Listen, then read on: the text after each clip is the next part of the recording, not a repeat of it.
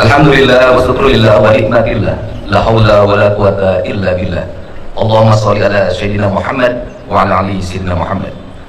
Hadirin sidang Idul Fitri yang berbahagia, baik yang ada di halaman Gedung Sate Provinsi Jawa Barat yang disebutnya Gazebo, maupun di seluruh Provinsi Jawa Barat yang terhampar di masjid-masjid, di tajuk-tajuk, di musola-musola, di halaman-halaman kantor alun-alun kabupaten kota, di halaman kantor alun-alun kecamatan, dan di halaman kantor alun-alun desa dan kelurahan di seluruh Provinsi Jawa Barat. Pada hari ini kita bersama-sama akan bersujud dan bersimpuh dari hadapan Allah Subhanahu wa Ta'ala untuk menyempurnakan rangkaian perjalanan ritual dan spiritual kita, bahwa kita adalah makhluk yang berkesadaran sebagai manusia yang memiliki hubungan emosional dan spiritual dengan Allah, berkesadaran sebagai manusia yang memiliki hubungan dan emosional dengan alam sebagai rangkaian zat keperciptaannya, dan kesadaran kita yang memiliki hubungan emosional dan spiritual dengan seluruh lapisan tetangga, sahabat, saudara, handai taulan, orang tua dan keluarga. Seluruh kesadaran itu merupakan aspek historikal dan wujud pribadi kita, bahwa manusia sesungguhnya mengalami perjalanan panjang yang tidak pernah berhenti. Dalam kata orang Sunda, baik alam bihari, alam kiwari, dan alam poisu. Alam bihari para kiai menyebutnya alam roh, alam kiwari adalah alam dunia, dan alam poisu adalah alam akhir. Seluruh rangkaian itu merupakan circle yang tidak pernah berhenti. Seluruh circle itu memiliki dua kualifikasi. Yang pertama adalah kebersihan hati, yang kedua adalah keluhuran budi. Kebersihan hati adalah, dalam kaidah orang Sunda menyebutnya celik putih, celak herang, canggulan 14, jalan gede, sesapuan, adalah kebersihan jiwa, karena jiwa yang bersihlah yang akan mampu memiliki empati pada sama hidup. Maka tugas pemimpin sebagai gubernur di Jawa Barat hari ini adalah bagaimana membangun rasa empati antara pemimpin dengan rakyatnya, bukan dengan ucapan tetapi dengan tindakan. Maka empati itu harus dilakukan dengan melakukan tindakan-tindakan yang nyata dan terukur, dengan memiliki tanggung jawab pada 8 asnaf yang terus-menerus dalam setiap tahun kita santuni melalui zakat, infak, dan sedekah.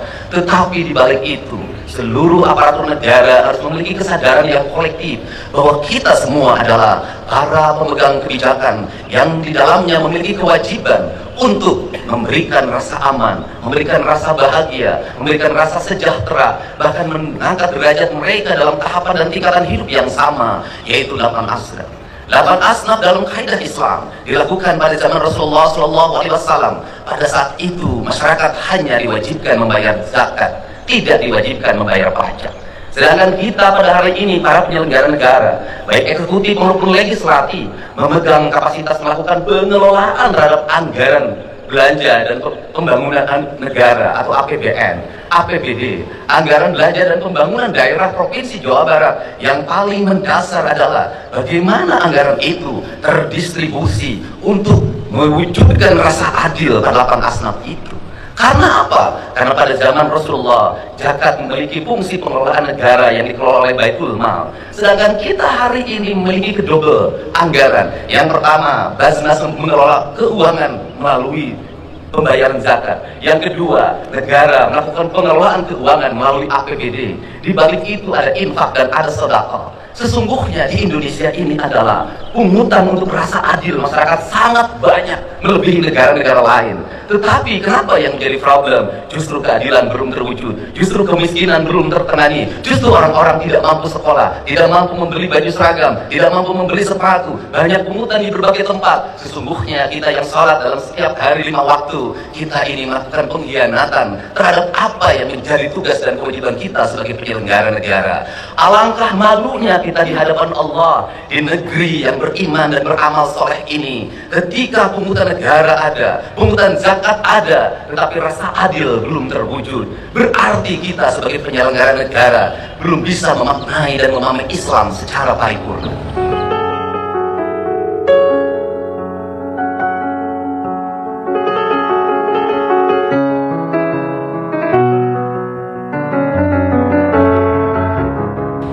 Untuk itu, kami sampaikan bahwa pemerintah Provinsi Jawa Barat menyampaikan permohonan maaf yang sebesar-besarnya Karena sebagai penyelenggara negara, pengelola keuangan daerah, kami belum bisa mewujudkan seluruh apa yang menjadi cita-cita dasar proklamasi, menjadi cita-cita dasar keislaman kita. Dan kami dalam setiap detik, setiap menit, setiap jam, setiap hari, setiap minggu, setiap bulan, dan setiap tahun hanya bisa mempertanggungjawabkan secara administratif, secara yuridis, tetapi kami tidak bisa mempertanggungjawabkan secara paripurna. Kaidah Islam mengajarkan tidak dibedakan antara dunia dan akhirat. Dunia dan akhirat itu satu kesatuan. Perbaikan dunia akan melahirkan kebaikan di akhirat. Perbuatan paripurna di dunia akan menjadikan paripurna di akhirat. Maka pengelolaan keuangan negara itu adalah pengelolaan keuangan yang dipertanggungjawabkan di akhirat. Bukan hanya berpegang teguh prinsip-prinsip yang menjadi kewajiban penyelenggara negara, tetapi di balik itu memiliki hakikat. Sesungguhnya pemangkasan anggaran, belanja rutin pegawai diturunkan, kemudian diarahkan 70% belanja untuk kemakmuran rakyat. Itu adalah bagian dalam memahami ajaran Islam secara esensial. Kalau di dalam kaidah pengelolaan zakat, jangan sampai biaya abilin lebih besar dibanding biaya untuk lapan asnaf. Sekali lagi, jangan sampai biaya amilin lebih tinggi dibanding kepentingan asnafnya itu sendiri. Dalam kaidah anggaran, jangan sampai biaya rutin pegawai, tunjangan jabatan, perjalanan dinas, ongkos kantor, belanja ATK jauh lebih besar daripada belanja untuk kepentingan kemakmuran rakyat itu sendiri. Maka perspektif Provinsi Jawa Barat hari ini merubah mindset itu.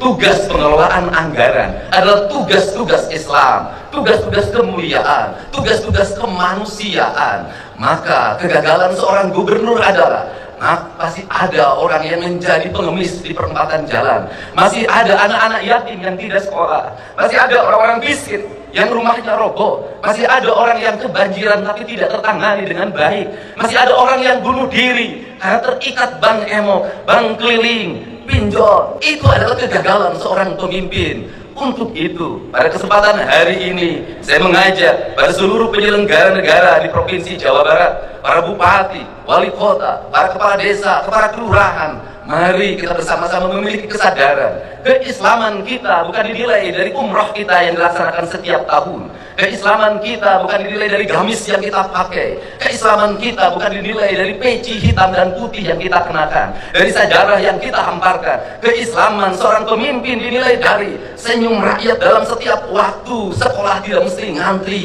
Senyum rakyat dalam setiap waktu, makannya tepat dan bergizi. Senyum rakyat dalam setiap waktu, jalannya halus. Senyum rakyat dalam setiap waktu, pupuk tidak sangat mudah didapatkan. Senyum rakyat dalam setiap waktu, ketika sakit di rumah sakit, negara tampil dan hadir untuk mengobatinya. Dokter dan para medis tanpa membedakan kaya dan miskin datang dengan penuh senyumannya.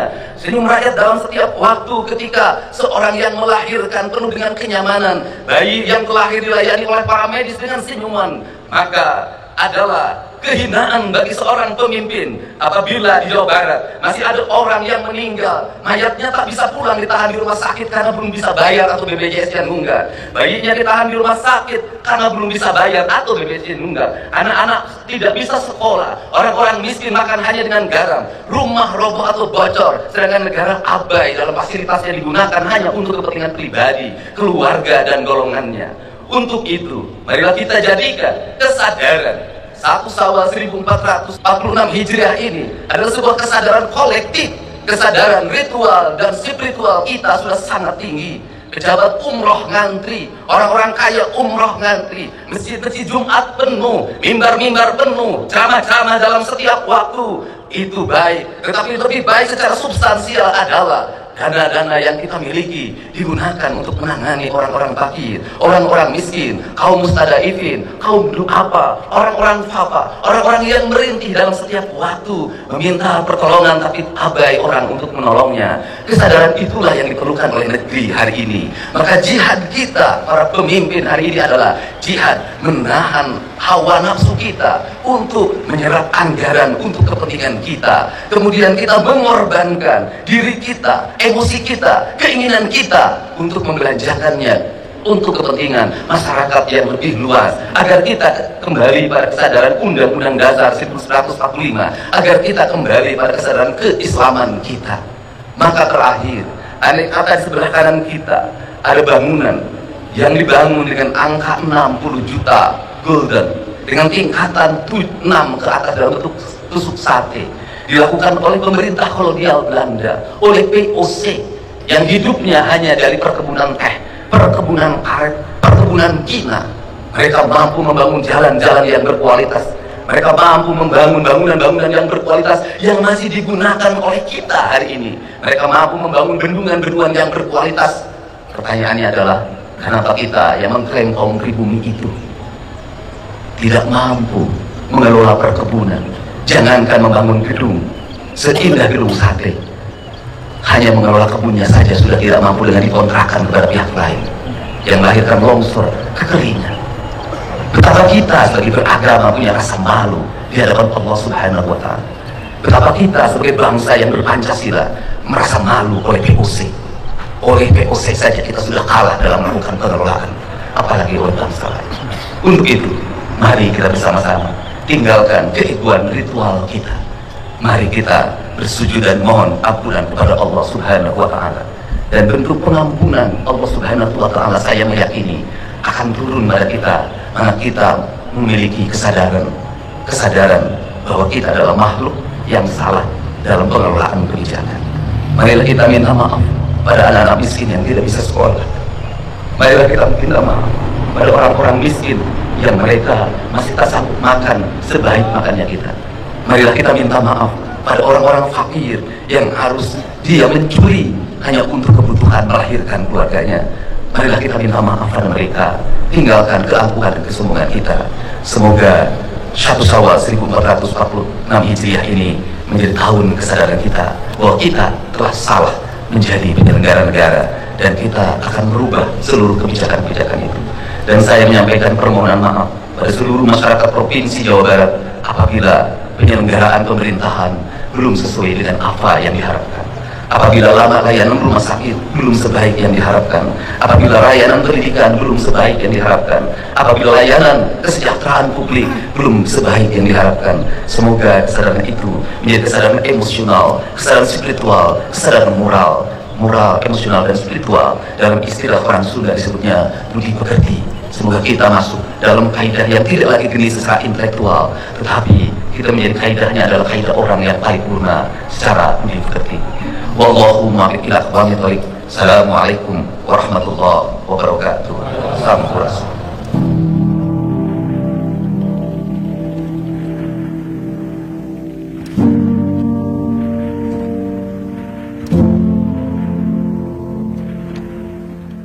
صلوا سنة العيد الفطر ركعتين جامعة رحمكم الله. الصلاة لا إله إلا الله. الله أكبر. سبحان الله. الله أكبر.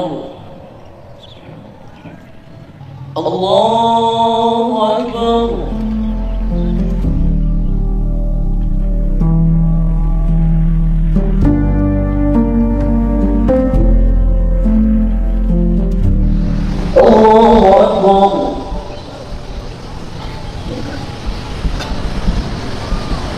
سمع الله لمن حمده. الله أكبر. الله أكبر.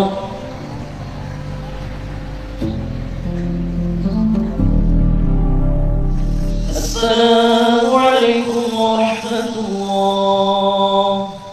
السلام عليكم ورحمة الله.